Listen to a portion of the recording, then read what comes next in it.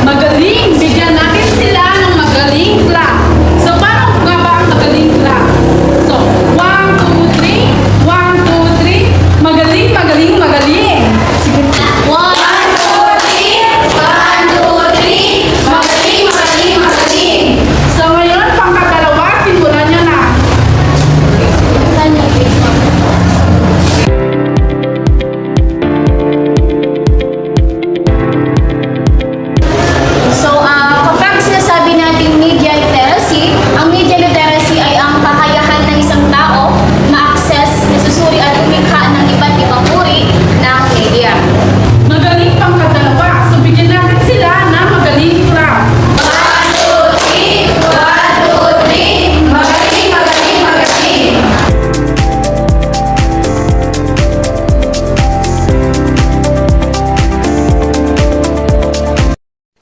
Lynch, 2018, coined the term media that refers to all electronic or digital means and print or artistic visual used to transmit message through reading or print media, seeing or visual media, hearing or audio media, or changing and playing with or interactive media, or some combination of each. Ayon kay Lynch, ang media ay tumutukoy sa mga electronic o digital na paraan, pati na rin ang mga print o visual na sining na ginagamit upang magpadala ng mga mensahe.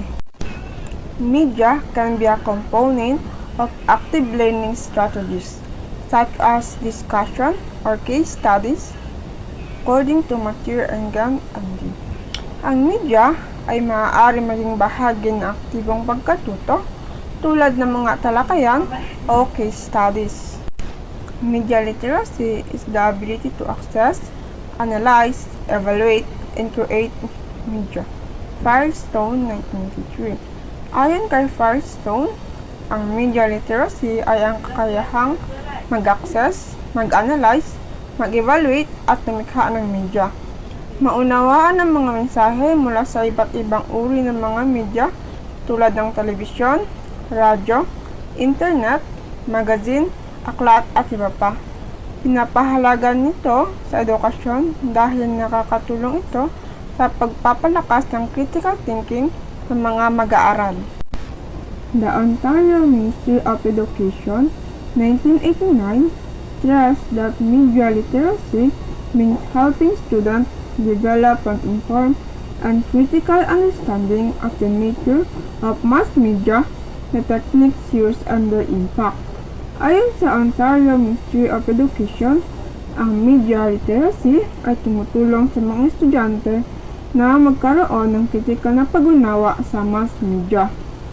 Manawaan kung paano gumagana ang media, paano ito nagpoproseso ng kahulugan, at paano ito nakaka-impluensya. Layunin din itong sanayin ang mga estudyante na makalikha ng sarili nilang media product. Media literacy, therefore, is the ability to identify different types of media from a wide array of sources and understand the message they bring. Hobbes, 1997. Ayon kay Hobbes, ang media literacy ay tungkol sa kakayahang tukuyin ang iba't ibang uri ng media at maunawaan ang mga mensahe na atid namang ito mula sa iba't ibang pinagmulan. Ang media literacy ay mahalaga sa modernong mundo upang makatulong sa kritikal na pagsusuri ng impormasyon, makatulong sa pagiging mapanuri at responsableng tagagamit at tagalikha ng media, maging handa sa mabilis na pagbabago ng teknolohiya at impormasyon.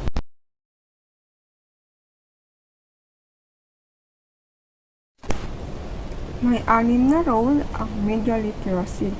Ang una ay learn to think critically. Ang media literacy ay nagtuturo sa mga tao na suriin ang mga mensahe sa media at tukuyin kung ang mga ito ay makatotohanan at may lohikal.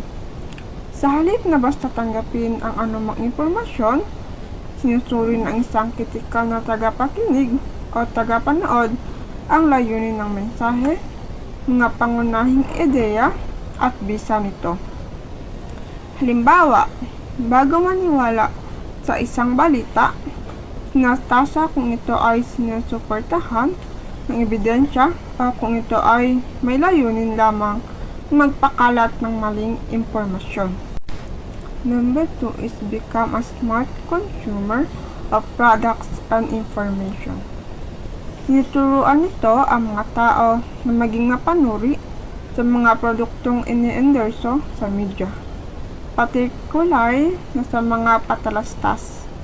Mahalaga ang pagtukoy kung ang impormasyon o produkto ay kapani-paniwala at may kalidad, sa halip na agad na maimpluwensyahan ng nakikita o naririnig. Halimbawa, sa pagbili ng isang produkto, sinusuri kung ang mga benepisyong ipinapakita sa patalastas ay totoo o bahagi lamang ng marketing strategy. Number 3, recognize point of view. Ang kakayahang tukuyin ang perspektibo ng isang may akda ay nakakatulong sa mga individual na maunawaan ang pinanggalingan ng ideya o opinyon. Sa pamamagitan nito, natututo ang tao na tanggapin ang iba't ibang pananaw at mas mapalalim ang kanilang kaalaman batay sa dati nilang nalalaman.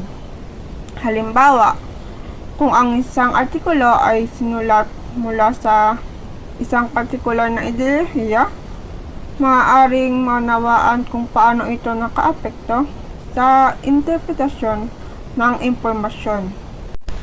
Number 4, create media responsibly.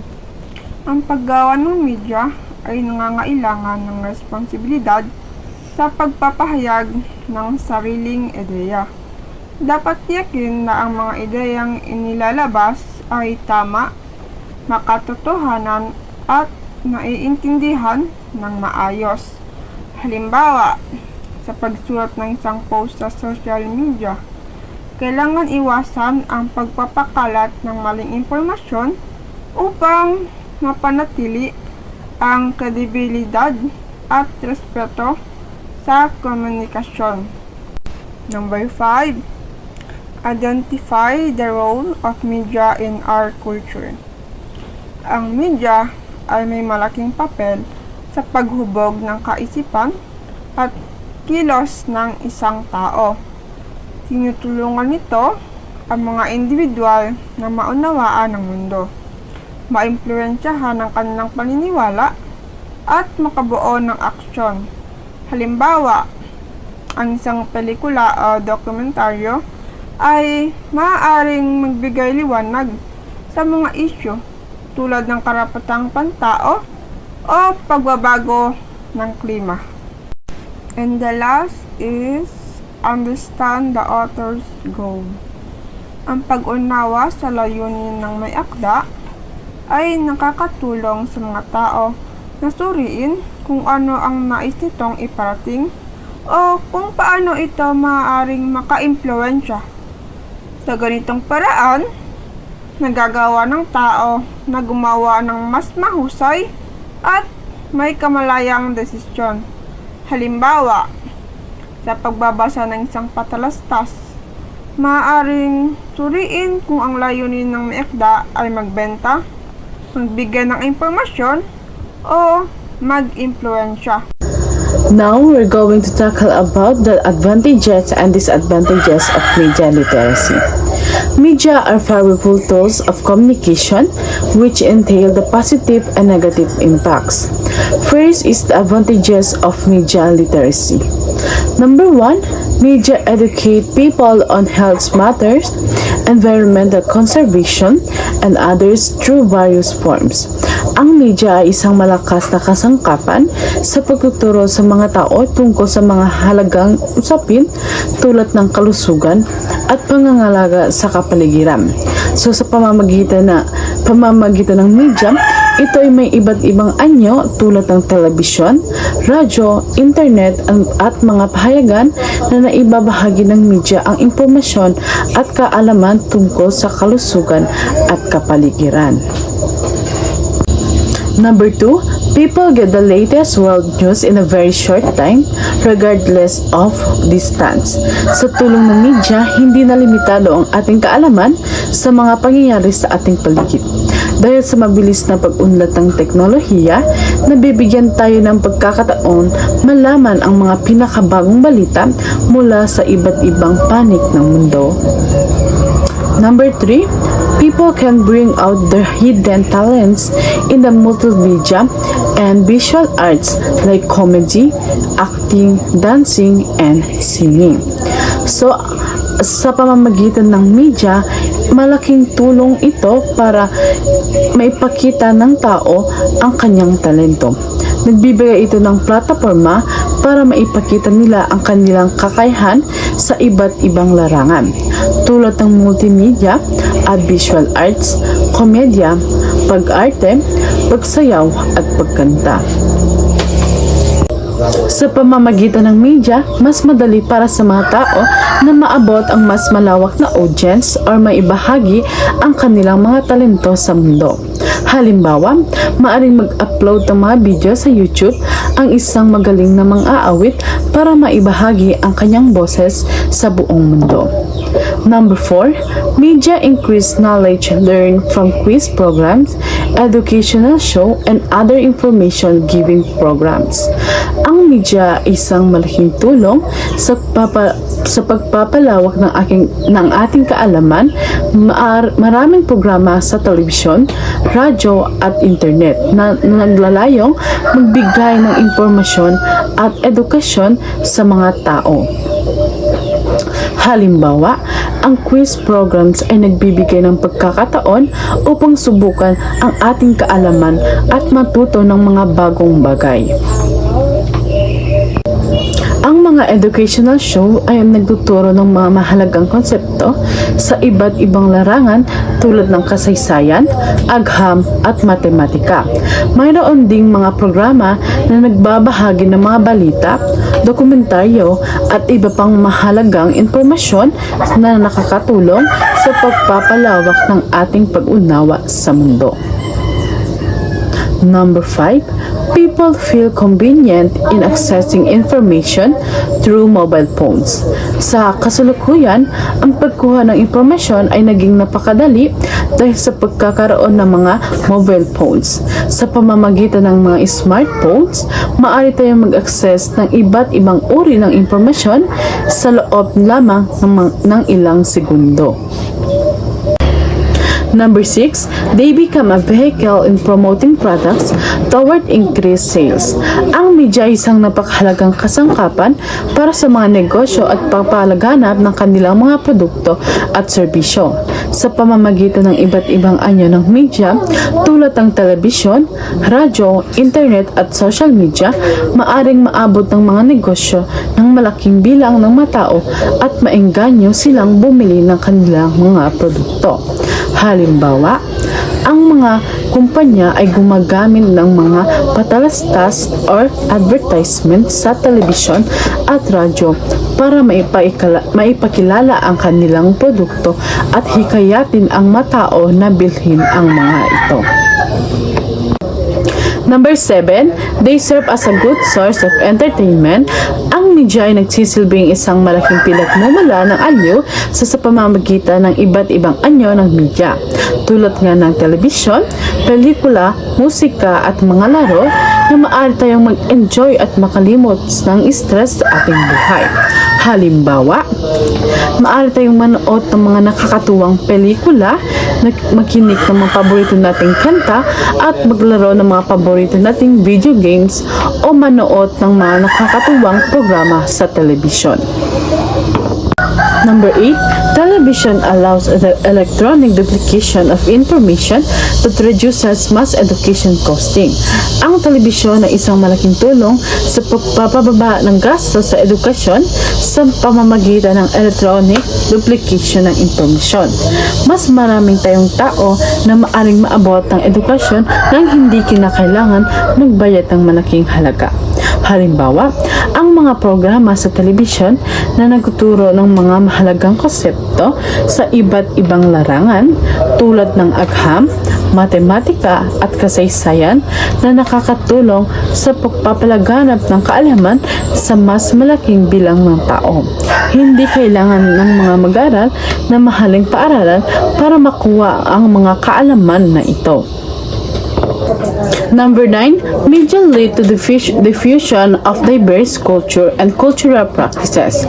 Ang media ay nagsisilbing tulay sa pagpapalaganap ng iba't ibang kultura at kaugalian sa buong mundo.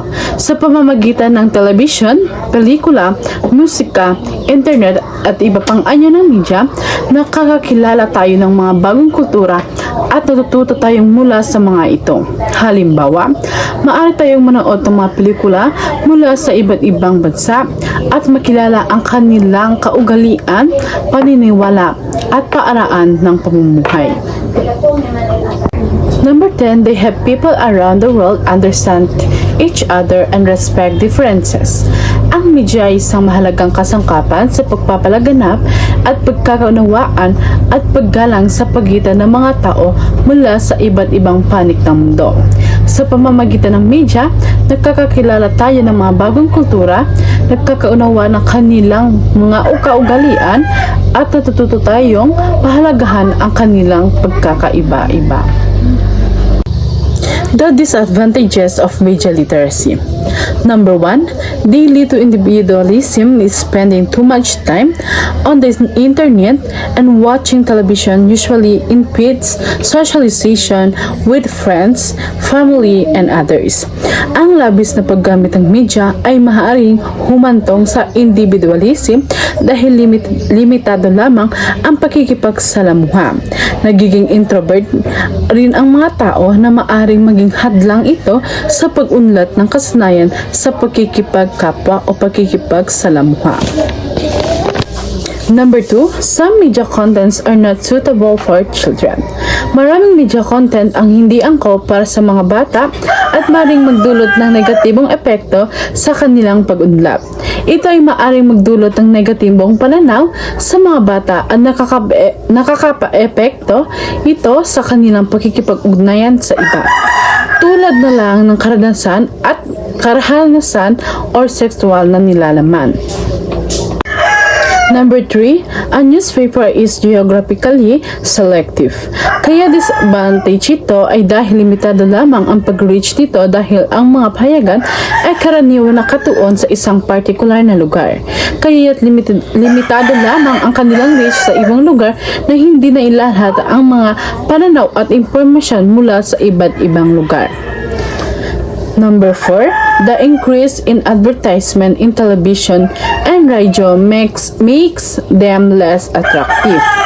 Naging disadvantage ito dahil nababawasan ang interes ng mga manonood, patuloy ang paglalabas ng patalastas o advertisement ay nakakapagod at nakakasawa kaya maaring mawala ng interes ang mga manonood sa mga programa dahil sa sobrang dami ng advertisement.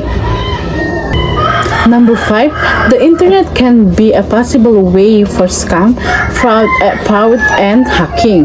Ang mga ganitong pangyayari ay maaaring magdulot ng pagkawala ng tiwala sa media at pagpahirap sa mga mamahayag na magbigay ng tumpak at masahang impormasyon.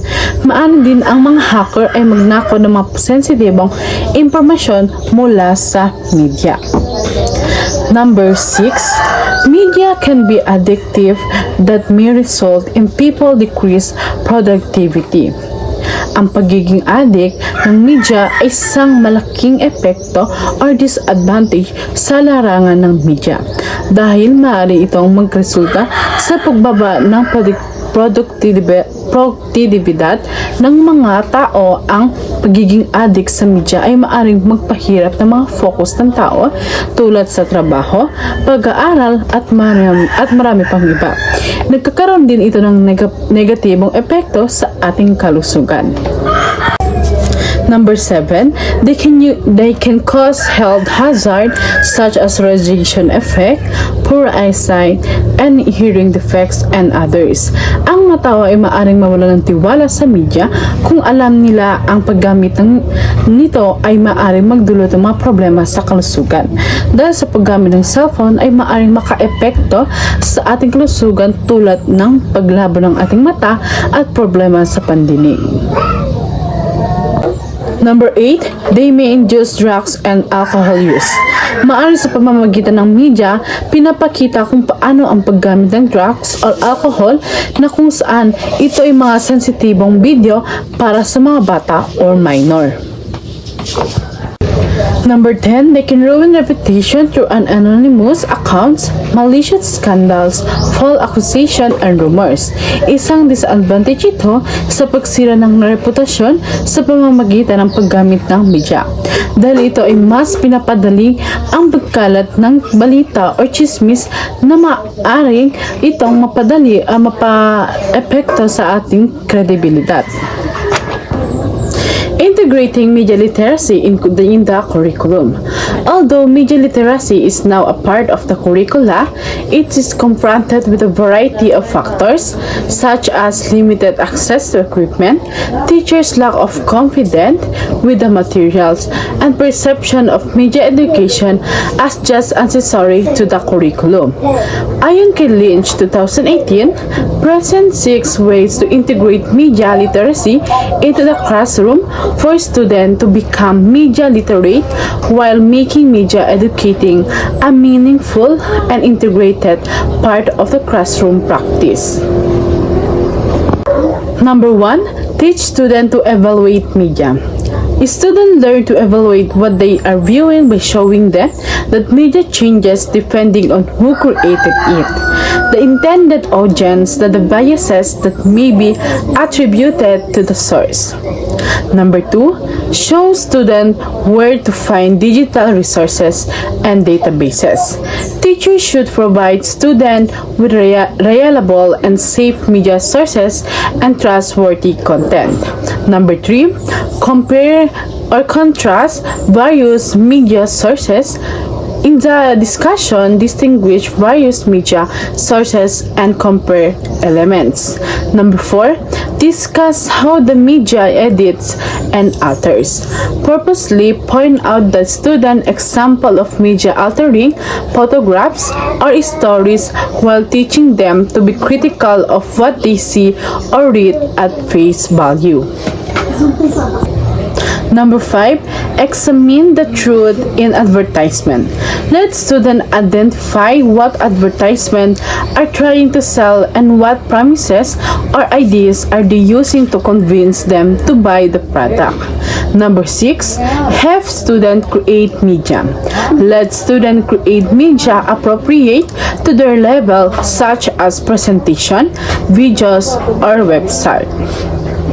So now we're going to tackle about the approaches to teaching media literacy and assessing and evaluating media literacy works. So first is approaches to teaching media literacy.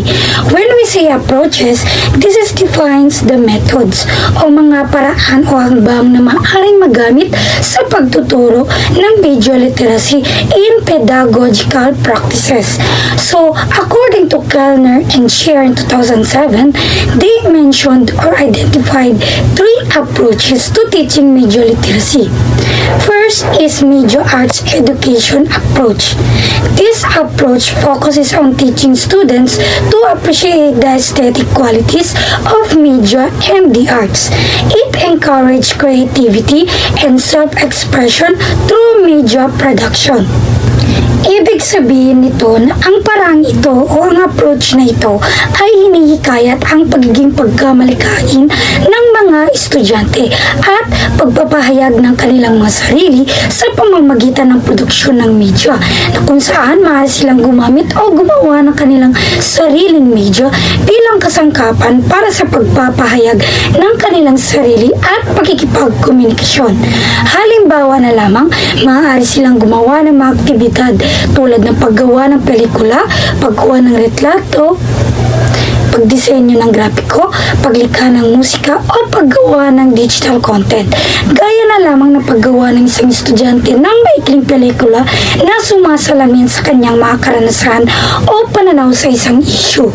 Sa pamamagitan nito, natututo din ng mga estudyante na pahalagahan ang mga katangian estetiko o kagandahan ng media at sining. So next is media literacy movement approach. This approach expands the concept of literacy to include popular culture and various forms of media such as music, video, and the internet. It aims to integrate this media into traditional print literacy practices. Ibig sabihin, ang approach na ito ay naglalayong baguhin ang ating pagtingin sa literacy o o pagiging literate. Hindi na lamang ito tumutukoy sa kakayahang magbasa at sumulat ng mga nakalimbag na teksto. Sa halip, kinikilala ito na ang media sa iba't ibang anyo nito ay isang mahalagang bahagi ng ating kultura at komunikasyon at kailangan din nating maging literate o maalam dito sapagkat ang media ay malaking ambag o may malaking bahagi sa ating buhay. Halimbawa, ang mga educator o guro ay hinihikayat sila na gamitin ang media bilang bahagi ng kanilang pagtuturo. Halimbawa, maaaring talakayin ang mga kanta, pelikula o mga video na popular sa mga estudyante para matuto sila tungkol sa iba't ibang issue at ideya. And the last approach is critical media literacy approach. This approach emphasizes critical analysis of media messages, particularly focusing on ideology, power dynamics, and representation. It encourages students to identify and challenge biases, explore alternative media production, and analyze social context. Ibig sabihin, ang approach na ito o ang paraan na ito ay nakatuon sa pagpapaunlad ng kasanayan ng mga estudyante sa pagiging kritikal sa pagsusuri ng media. Hindi na lamang ito tungkol sa pag-unawa sa kung paano ginawa ang isang mensahe, kundi pati na rin sa pag-unawa kung bakit ginawa sa ganoong paraan ang mensahe at ano ang mga posibleng epekto nito sa atin at sa lipunan.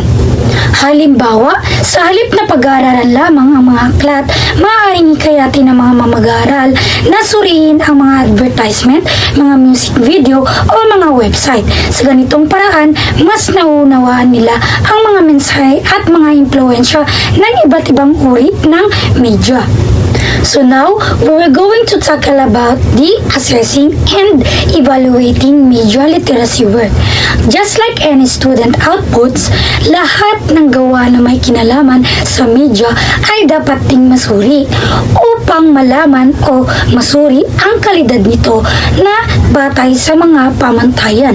This means that media literacy is taken seriously as a subject and that students are held accountable for their learning. Also, they need regular feedback so that they can be able to reflect on their progress and develop a mastery, and that would be a reminder to them that it is an important part of their course.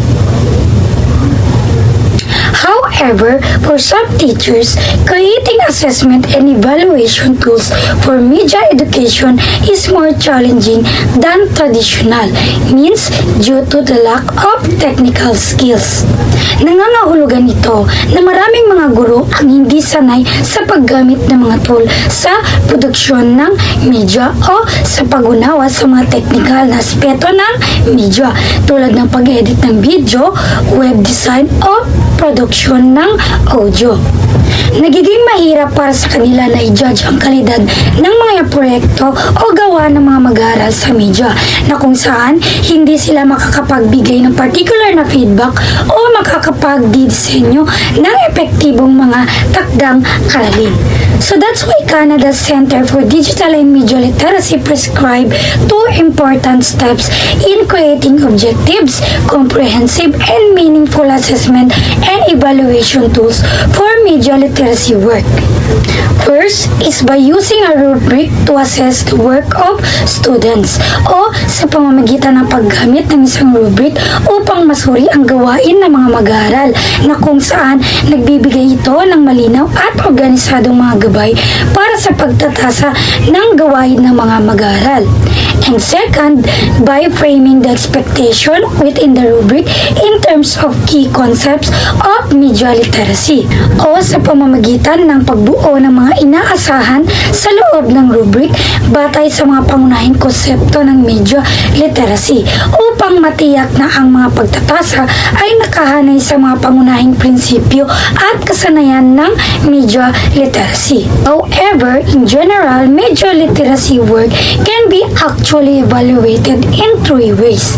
First is based on how well the student understand the key concept of media literacy and the specific concept and ideas being explored in the lesson. O, ang pagkatasa ay ibabatay sa kung gaano kahusay na nauunawaan ng mga estudyante ang mga pangunahing konsepto ng media literacy at ang mga espesipikong konsepto at ideya na tinatalakay sa aralin. Ibig sabihin, hindi lamang natin tinitingnan ang gawa ng estudyante tulad ng isang video o presentasyon, kundi ang kanilang pag-unawa sa mga konseptong ginamit nila sa kanilang gawa. Second is based on the depth and quality of the student's inquiry and analysis of the questions raised in the lesson, as well as his her thoughtfulness in identifying issues and questions to examine. O base sa lalim at kalidad ng pagsisiyasat at pagsusuri ng estudyante sa mga tanong na ibinigay sa aralin, kundi pati na rin ang kanyang pagiging maalanin sa pagtukoy ng mga isyu at tanong na dapat suriin. Ibig sabihin, hindi lamang sapat na masagot ang ng mga estudyante ang mga tanong, kundi mahalaga ay kung paano niya sinagot ang mga ito. And the last is based on how well the student applies specific technical skills associated with either the medium being studied, like movies, TV, video, games, and etc. The medium used in the evaluation tool or both. O ang pagtatasa ay babatay sa kung gaano kahusay na nailalapat ng estudyante ang mga espesipikong kasanayang teknikal na nauugnay sa medium na pinag-aralan tulad ng mga pelikula, TV, video games at iba pa na kung saan ito ay ginamit bilang isang tool ng pag-evaluate o pareho. Ito ay nangangahulugan na tinitingnan natin ang kakayahan ng estudyante na gamitin ang mga teknikal na kasanayan na kinakailangan para sa pag-aaral o paggawa ng media. However, whenever any form of media is being utilized, students should be given the opportunity to think critically about how the experience has affected them, na kung saan ay dapat na matuklas o tuklasin kung paano nai-impluensyahan ng mismong anyo ng media. Halimbawa na lamang ng video, podcast, website o imahe. Ang kanilang pag-iisip sa paggawa ng desisyon, pagsusuri at pagpili ng mga halaga at mga ugnayan. That's why media educators base their teaching on key concepts for media literacy na kung saan nagbibigay ito ng epektibong pundasyon para sa pagsusuri ng mass media at popular na kultura. So media literacy educators use core concept as a framework for teaching students how to critically analyze media. Ang mga konseptong ito ay nagsisilbing filter at anumang mensahe ng media tulad ng isang pelikula, isang kanta, isang artikulo sa balita, isang post sa social media at iba pa ay kinakailangan suriin sa pamamagitan ng mga filter na ito bago makabuo ang isang mag-aaral ng isang maingat na tugon. Ang mga pangunahing konseptong ito ay nagbibigay ng isang nakabalangkas na paraan para sa mga mag-aaral na suriin at maunawaan ang mga komplikadong mensahe na nakapaloob sa media. Also, this helps students to empower them to become active participants in the media and encourage them to move from simply absorbing media to actively interacting with it.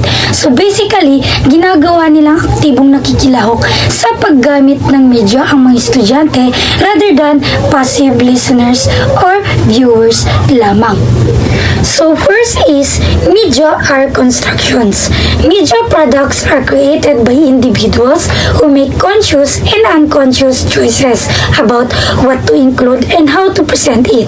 It can assess students' understanding of how media product was created and the analysis of creators' beliefs or assumptions reflected the content. These This means that the products of media, whether they are movies, songs, news articles, or social media posts, are not simply unbiased reflections of reality. Instead, they are carefully crafted by individuals o nilikha lamang sila ng mga individual na tao o mga grupo na gumagawa ng maraming pagpipilian, which can shape the final product. These choices can be conscious, like deciding which actors to cast in a movie or which facts to include in a news report. They can also be unconscious, which reflects the creator's own biases, beliefs, and assumptions about the world. So kapag naintindihan ng mga estudyante na ang media are construction lamang, they starting to ask and analyze some questions. So by this, student can develop a deeper understanding of how media works and its potential impact on their own thoughts and feelings. And number 2 is the audience negotiates meaning. The meaning of any media product is a collaboration between the producers and the audience. It can assess students' understanding of concepts and the elements in a relevant medium of product. So this means that students should know that media doesn't have a single fixed meaning. Instead, it's the audience who actively participates, creates the meaning of a media product. It is a collaboration between the creators and the viewers, listeners, or readers. So when students understands that audience negotiate meaning, students become more aware of how the interpretation influence or based on personal perspectives and the importance of critical thinking. The third is media have commercial implications. Since most media production is a business, it makes profits and belongs to a powerful network of corporations that exert influence on content and distribution. It can assess students' knowledge and understanding of the commercial factors influencing the creation of media product and analysis of how media product is influenced by commercial factors or the owner. So, this means that this concept highlights that media production is, in most cases, a business. Ibig sabihin, pang-negosyo lamang ang media, na kung saan the primary goal of many media outlets is to make profit o kumita, kung saan ang ganitong nature ay may significant impact on the content and distribution of media. Also, these media outlets mostly belong o madalas nakabilang sa mga malalaki at makapangyarihang mga corporation na may malaking impluensya. So once the students understand this, they will be able to recognize the commercial implications of media. Students can become more aware sa mga potential na dala at impluensya na humuhubog sa impormasyong kanilang natatanggap. And also, this can empowers them to make more informed decisions about the media they consume. Number 4 is media have social and political implications. Media convey ideological messages about values, power, and authority, and they can have a significant influence on what people think and believe. It can assess students' knowledge and understanding of how this medium communicates ideas and values. So this concept means and emphasize that media is not just entertainment or information, but it is also carries messages about our society, our values, and who holds power. Media can shape our understanding of the world and influence our beliefs. Kapag naintindihan ito ng mga students, they will be able to recognize the social and political implications of media. And with that, mas magkakaroon sila ng awareness sa kung paano nila magagamit ang media to influence and persuade. And also, this can empower them to think critically about the messages they encounter and to form their own informed opinions. And the last is, each medium has a unique aesthetic form. The comment of media depends in part on the nature of the medium that includes technical, commercial, and storytelling demands. It can assess students' knowledge and understanding of the technical elements of the medium and the tropes, the dress codes, and conventions of the medium and genre. Ibig sabihin nito na each type of media like movies, music, video, games, books, and etc. ay mayroong unique way of communicating or there's a unique way of news of communicating. Hindi lamang ito tungkol sa ano ang sinasabi, sa halip kung paano ito sinasabi.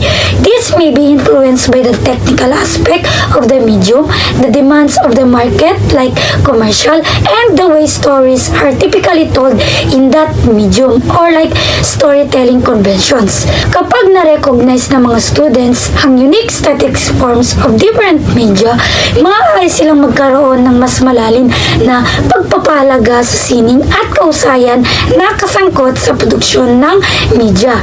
They can also become more aware of how the form of a message can influence its meaning and impact.